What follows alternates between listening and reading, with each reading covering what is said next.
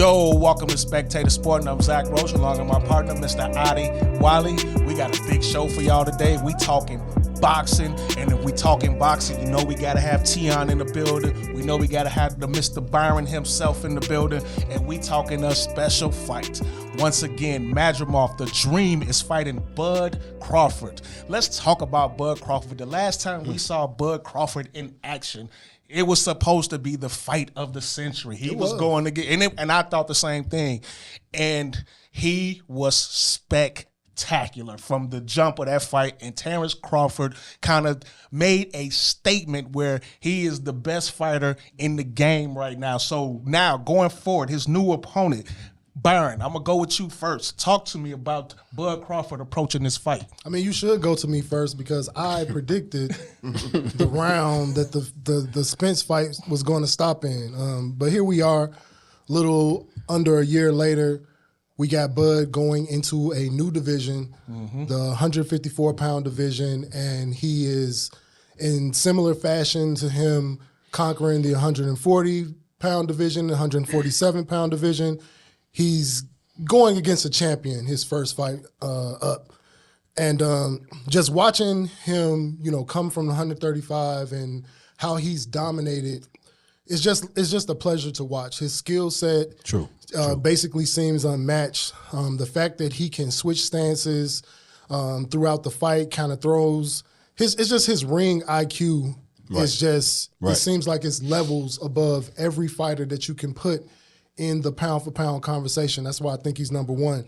But this is I don't think this is a speed bump type fight. I think he's fighting a legit champion at 154. Kind of disregard the record. But I think Bud, after the year, we had the whole rematch saga with Spence, and I think that kind of held him out.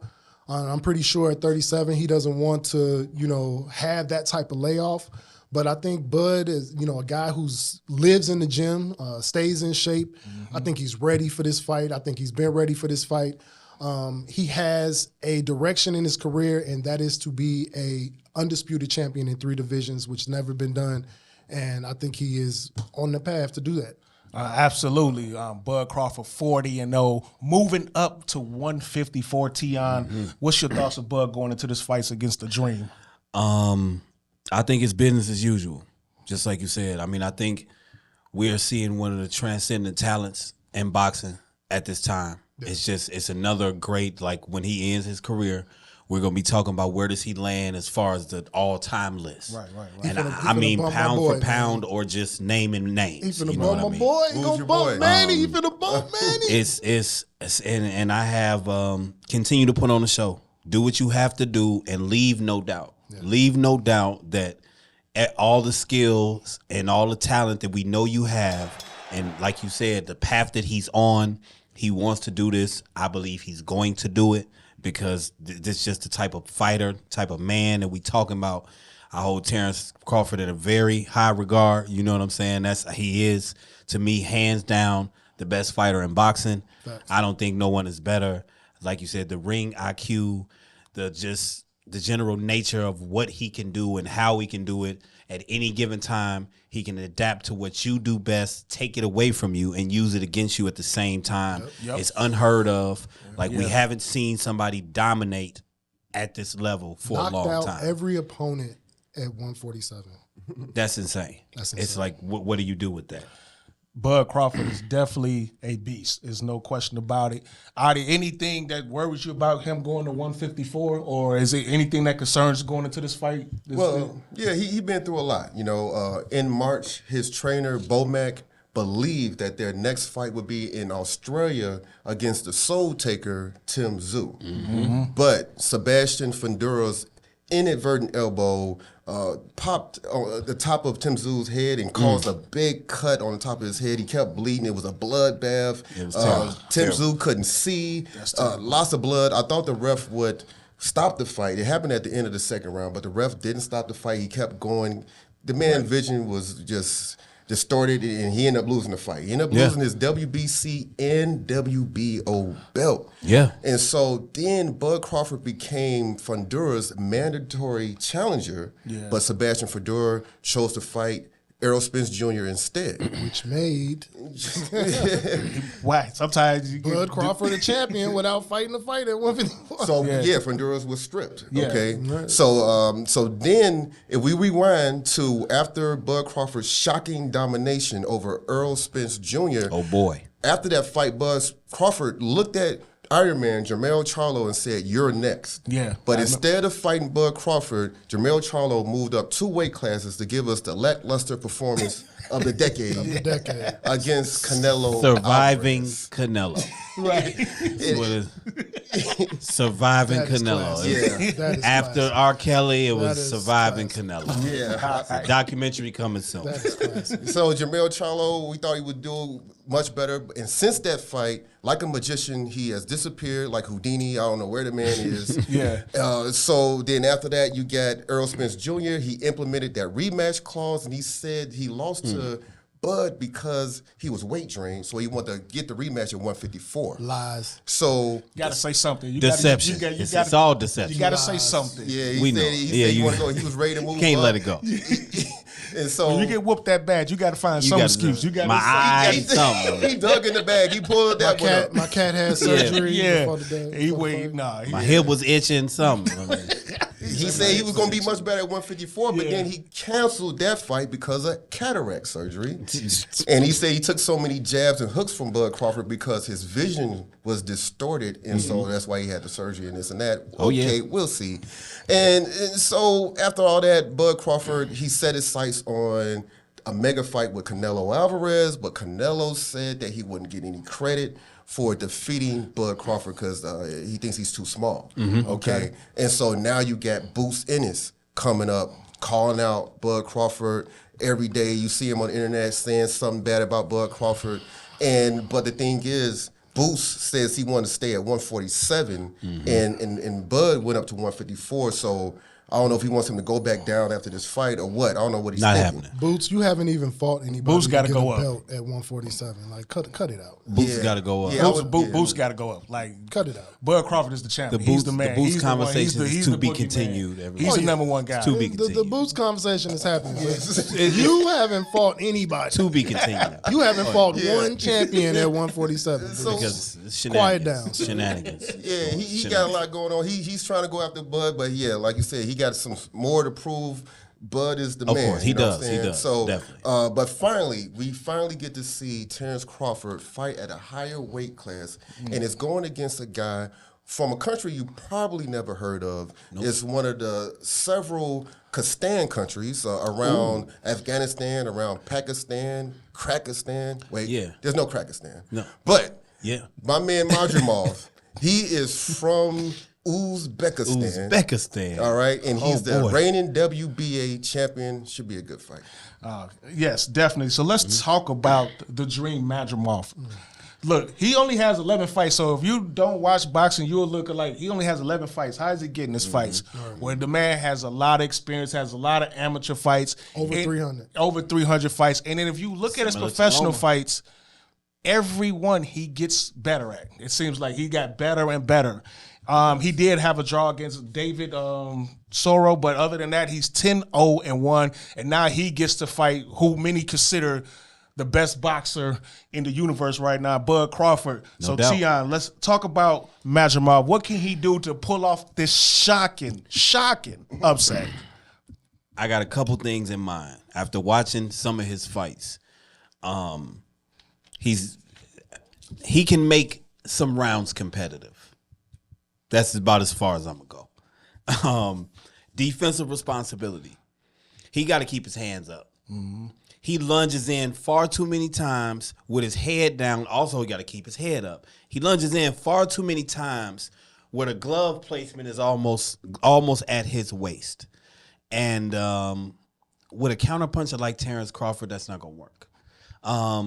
Continue to be unpredictable. If he's a vicious body puncher, he's going to commit to the body, and if he lands a couple of those shots I've seen in his fights, he tends to get kind of in a groove as far as defensively. He's more responsible, hands are up, his head movement and feints are a lot better, and then he shoots angles really well. And I think that's why he can make a couple rounds interesting. but pulling up the upset is something totally different. Like again, we talking about Terence Crawford, and it's just a different level. Absolutely. I mean, you pretty much got to fight the perfect fight to beat Terence Crawford. By the way, the guy that he had a tie with, that Madrimov had a tie with, was Michael Sorrell. Mm-hmm. So, Byron, talk to me about Madrimov's The Dream. What could he do? What strengths does he have? What is something he could try to take advantage? Is there anything he could take advantage of Bud Crawford? I think one advantage that Madrimov has in this fight is the fact that he is a 154-pound fighter. He's going to carry the weight well. Mm-hmm. He does have power. Mm-hmm. And what he does is, Madrimov, if you look at Spence and you look at Madrimov, you'll see a lot of similarities. He has a very consistent stab, jab. And what he likes to do is he likes to work the body, get you to drop your guard down, and then attack you with looping hooks. Looping hooks. He's got a really good overhand right. Mm-hmm. He has power in both hands. As far as switching stances, he's not that acclimated to that, but he does have power in both hands. He does do it. But the thing is, he's young, and as you alluded to, he definitely shows progress in each fight that he fights. I really like the fact that he tries to, set up his offense. He does. He doesn't just go out there looping shots. He definitely will try to have a consistent attack to the body. He's going to try to get his guard down, or Crawford's guard down. He's going to definitely pressure him and try to hit him with a looping shot, trying to hit him with something that Crawford doesn't see. But, the problem with Madrimov is Madrimov leaves himself open a lot. Defensive responsibility. And again, if you look at Madrimov's fights and you look at Spence, you will see similarities that you just know they're there, that Crawford is going to take advantage of. And to start off with the stab and jab. He stabs, he throws that jab, he lunges that jab out there. Definitely saw that. Leaves his face open and straightforward style. I mean, right. And straight, like right here, like literally right in the middle of your chest. The knockout that we know that's like the most popular in that Spence and Crawford fight is when, Spence lunged for that stab jab and Crawford just hit him with a quick 1-2, like doop doop, and just dropped him. And so it's all about the balance and the footwork, and you can definitely see that Madrimov is, he has some areas where he's going to have to advance. He's going to be a solid fighter, I believe. But this fight to me reminds me of young Canelo versus Floyd Mayweather. That's exactly what it puts me in the mind of. You got the young bull, you got a guy that probably will have more power, but Crawford just has too much skill. He's got a reach advantage, and he's got the boxing IQ to dominate. But Madrimov should be a good opponent. I'm not, as far as, opponents that we've discussed in other fights, I think this guy will show up for at least 6 solid rounds of this fight. Definitely. He's young, he's very confident, definitely. And he believes that he can win this fight. Mm-hmm. He really does. Mm-hmm. And one thing he got going for him, he is 154, and maybe he's been fighting in that division, so he does have the experience and know the punches he's going to take. Adi, is there any way that Madrimov can pull off the upset? Yeah, anything's possible, okay?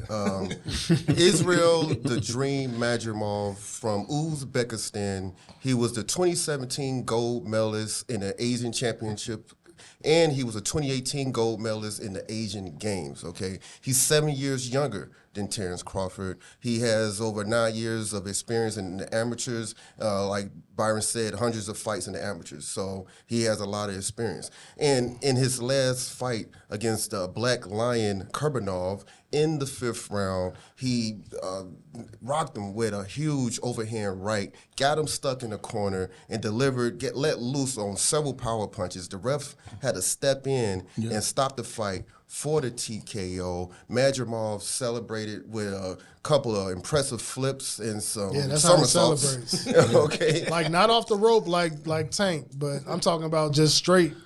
It's impressive. His celebration is impressive. He's more athletic than he looks. Okay? Definitely. He's definitely athletic. And so when he beat him He got that WBA belt. Yeah. Then in his second to last fight, it was actually at the middleweight division. It was actually at 160. He went against Rafael Ibakwe. And like you guys said, he loves to kick things off by going to the body. He loves to go to the body, but he's aggressive, but he's not reckless. And his versatility and athleticism is highly impressive. And you can tell that he's not blowing smoke when he says that Terence Crawford is his favorite fighter. He did do some switch hitting against Ibakwe. Yeah. He does adapt well throughout the fight, and he makes the proper adjustments round by round. He's very underrated. Yeah. Very underrated. Definitely got better and better every fight. Also 7 total knockouts. But Adi, he's fighting the number 1 guy, Bud Crawford. So is Bud Crawford going to knock this guy out? Or is it possible that Madrimov take him 12? Or does Madrimov pull off the upset? Well, this fight will end a year-long fight drought by Bud Crawford. But when Bud Crawford fought Sean Porter, he ended an 11-month fight drought. When he fought David Abanesian, he ended a 12-month fight drought. Both of those fights ended in knockout. Terence Crawford hasn't won a fight by decision in over 8 years. Holy crap. He has 11 Wow, straight amazing. knockouts. That's so amazing. Madrimov won't be doing any backflips, somersaults, or nothing like that on August the 3rd. He's going to get knocked out in the 10th round. Ooh, Adi in the 10th. Hey, we got it. Hey, Adi we in got the it marked 10th. down. Adi in the 10th. Adi in the 10th. Wow. I like it. Tion, we was talking off the camera. We was talking about the adjustment that maybe Bud Crawford has to make, like going from 154, not only punching a 154 guy, right, but also taking the punch right from the 154 guy. Right. Do you believe that Crawford's going to knock him out, or can Madrimov pull off the upset, or can he take him the distance? Is there a chance that this doesn't end in a knockout for Bud Crawford? I believe that there is a 0.001% chance that he can take him the distance. Like if he can stay complete, and I haven't seen it yet. If Madrimov can stay, scary. He got some. If Madrimov can stay completely responsible defensively, and that's the issue that I think he's gonna have, because all it takes is one lapse, one time. Terence Crawford is just that good. I think his power is going to translate. Terence Crawford's power is going to translate to 154.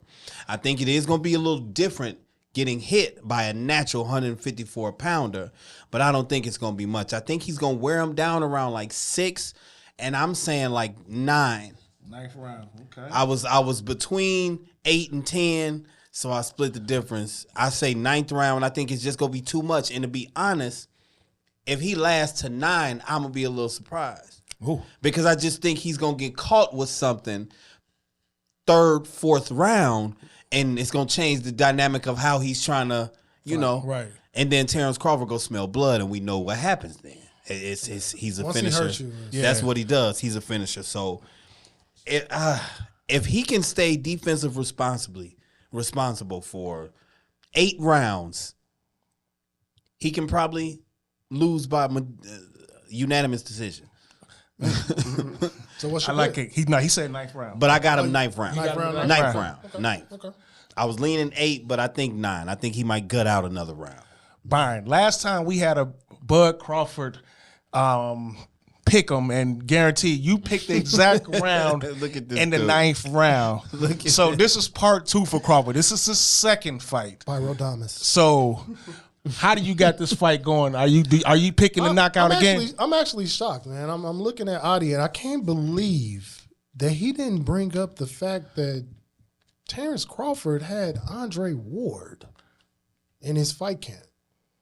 The 168-pound king of kings. That's a beast. Hey, Andre Ward, he was man. If you do your homework on Bud Crawford, you would know Bud Crawford actually trains weight classes above the division he's going to fight in. And if you look at the side to side of these two guys, I don't see, Madrimov being this bigger fighter. No. We know that Crawford has the freakish reach, 74 inches. So he's going to have the reach over the 68 and a half. Madrimov, we also know that Madrimov starts fast Then he gasses out. Then he needs some time to recover a couple rounds. And you can't do that against Bud Crawford. I truly believe that this fight will be won in the first 5 rounds. And what I mean by that is, I mean that Crawford will have the distance. He will, because of the offense of Madrimov, he will have plenty of opportunities to counter.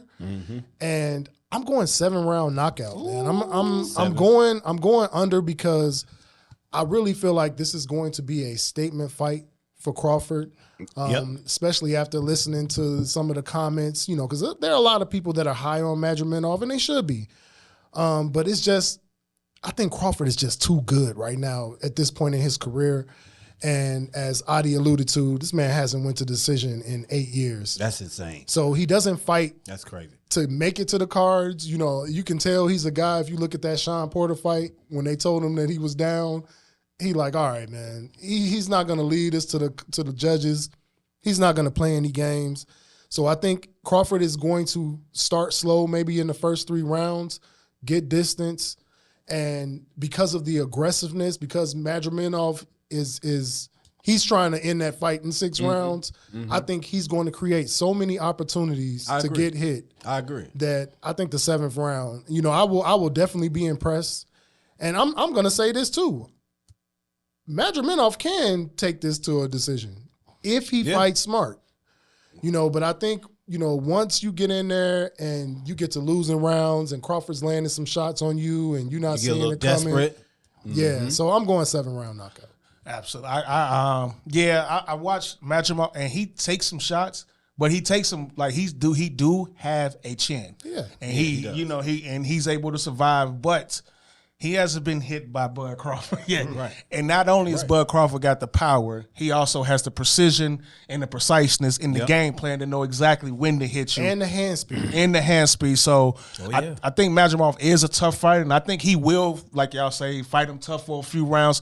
But I got this going to the 8th round where Bud Crawford will finish him off in the 8th round. I can't wait, though, but I do feel like it's going to be an entertaining fight. You're watching Spectator Sporting. Zach Roach, Adi Wiley, Byron, Tion. We'll be back. Peace.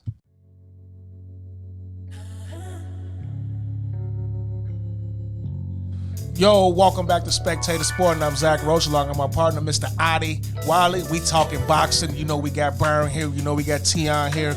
We talking about Bud Crawford versus Madrimov. But that card is a monster card. And before we go into that card, make sure you go on Spectator Sporting, subscribe to that page, leave those comments. Man, we appreciate all the comments. Y'all been holding us down. Respond back. Yes, we love it. Keep it going. We'll get at you. We love talking about boxing. We'll get at you. So, Adi, tell me who's going to be on this undercard. Well, there's 5 pretty good fighters on this undercard. They're pretty good. You got Andy Cruz. He's fighting Antonio Moran. You also have Pitbull Cruz. He's fighting Jose Venezuela.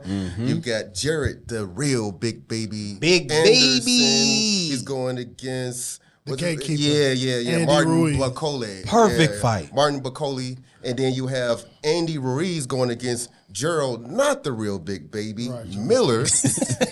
And you have David Morrel, and he's going against Hot Rod Kalajic.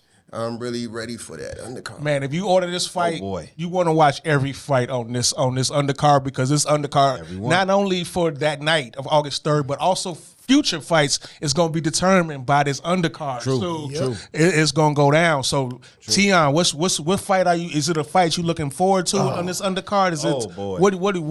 Which one are you looking for the most? It's David Morrel. It's gotta be because just how we talked about Benavidez a couple years ago, this dude is getting the same type of traction in his career. He was that young up and coming fighter that people just did not want to see. They saw what his future could be, and from what I understand, he is forcing a situation to where Benavidez might have to fight him by doing what he's doing. The talent level, the dude is amazing. He's one of the next up.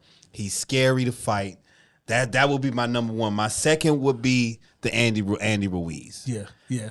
It's just, I gotta see Andy Ruiz has some hell of a fights. Like, I know, and that's like what I'm watching saying. Andy Ruiz. I do, and that's what I'm saying. That's my second. Morrel's my personal favorite, so I gotta pick him first. But then Andy Ruiz, and he fighting the not big baby. That's not the real big baby. Not the yeah, that's real kind of confusing. big baby. It is. Yeah.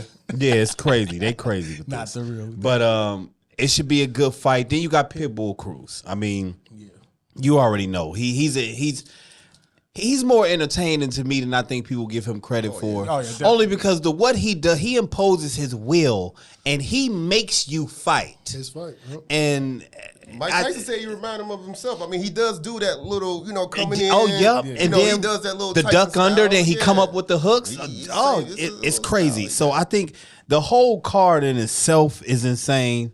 I just think those three for me would have was. Definitely a great night for boxing. We can't wait. Byron, what fight you looking forward to out of this on this undercard? I love every fight in this undercard, to be honest. I mean, if you're a Little Tank fan, you better, watch the Pitbull Cruz. Definitely watch it. Lomo He's wild. doesn't want to fight. So Tank is looking for an opponent, and he don't want to fight Shakur because he's scared. So that might possibly be a fight. For me personally, it's Andy Ruiz and Jarrell Miller. And the reason why is because, Ruiz hasn't been in action since, I believe, 2022.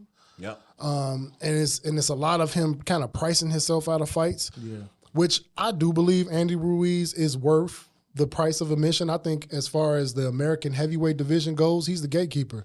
Like, I don't want to see you on the big stage until you can prove he's an you can entertaining beat fighter. Andy Ruiz. He's an entertainer. And Jarrell Miller, Kinda like Keith Thurman he used to had the he had the issue with the I believe the PEDs. Then he went on a nice little 3-fight win streak, and then he ran into, I believe, David Dubois. Daniel Dubois. And Daniel Dubois. And Daniel Dubois knockout. So I'm definitely interested in that fight because I think it's two American heavyweights that you can see on the big stage. I would like to see them against, the top 3 in the heavyweight division. But like Tion alluded to, I think the fight of this undercard will be the David Morrel and the Kalajic. Kalajic. We're doing our best. Dear Hot Rod. Change your last name. No. We're giving it all we got. Shout out to David Morrel. Dear Boots Ennis. Yep. Look at David Morrel. Here we go again. Look at David Morrel. What is he doing here? Look at how David Morrel is connecting A to B to fight the guy that he wants to fight. He knows that David Benavidez, being the relevant fighter at 168 because of Canelo, don't call me Duck Alvarez. But instead of getting on Twitter and doing all these interviews saying how he deserves a shot at David Benavidez, he's going after a belt at 175 to get in his way. Because if you want to go up to 175, then I'll have a belt. I'll make myself a champion, and then you're going to have to face me. Shout out to David Morrel. I'm a David Morrel fan now, just based on how he is trying to connect A to B to the fighter that he needs to fight. He's going to fight a champion. Respect. Little Tank. Boots Ennis. Little Tank. He's going to fight a champion. He got a loaded He's clip over going there. to fight a I can't champion. wait till we do our top 5 current boxing shows. So- That's gonna be crazy. So, It's gonna be I some think strife. that is going to be a fight, especially after seeing David Benavidez going up to 175, where we didn't see that power transfer. We talk about the jumps in divisions, but I really feel like that 168 to 175, because that 175 it's hard. is on the cusp of heavyweight. Them guys hit hard and they can take shots. a And lot so different. I am definitely anxious to see how his power translates. And if it translates and he has a better showing than David, even though I thought David Benavidez was impressive, you definitely. could definitely tell that the power wasn't translating. He was hitting this guy with some tremendous shots, And he was still there. and the guy was still there. So again, if you're gonna get this pay-per-view, sit your butt down. Don't try to be on the grill. Nope. I None think of that. every fight of this is gonna be pumping from eight to closing. You're gonna get championship level fights. It's definitely one of the better undercards. If I don't know when the last time an undercard was like this. Adi, what fight is it? A fight you looking for? Or anything specific about this undercard that's catching your attention? Well, yeah, you got to watch the 26-year-old Cuban fighter with 7 straight knockouts, David Morrel. Okay, he's going against Hot Rod. You guys said a lot about him, but you know what? I'm really interested in another Cuban rising star, Andy Cruz. Okay, I like it. Okay. He fights a 36-1 Antonio Moran. Now, professional boxing was banned in Cuba for 60 years. This is why Andy Cruz and David Morrel had to flee the country, come to America, and pursue success in America. Because in Cuba, they're legends, they're amateur legends, but the professional boxing wasn't really established. They just lifted the ban a couple years ago, but they came to America to see if that would translate in the professional ranks. Okay, and Andy Cruz, he defeated Keyshawn Davis for the gold medal in the 2020 Olympics, and he has a perfect 4-0 record against Keyshawn Davis in the amateurs. Okay? Oh boy! And my eyebrows went up when the promoter Eddie Hearn said that Andy Cruz is equipped to beat the cream of the crop Big Tank Davis. He said he is equipped to beat him. And if you watch Andy Cruz, man, that guy got some skills. He's in his prime. He's 29 years old, 28. He's 28 years old. Okay. You know what I'm saying? So a lot of people look at the 3-0 record and be like, oh, well, what's that? But no, the amateur record, boy, he's a legend. And if you look at him, they putting him against, like, these aren't warm-up fights. He's fighting monster. Like, they want to push him fast to get him to world title status. Lightweight division. I'm going to have to start paying more attention. It's hot. Yeah, it's definitely going crazy. So, man, I can't wait for this fight. I'm looking forward to all the fight. All the fights is going to be real good. You've been watching. Well, hold up before you close the show. Okay, sorry. We got to talk about Jared, the real big baby Anderson. Yeah. Okay, from Toledo, 17-0. Yes. He's going against Martin Bakoli from Congo. Heavyweight division. Maybe if Andy Ruiz wins, that could be a matchup.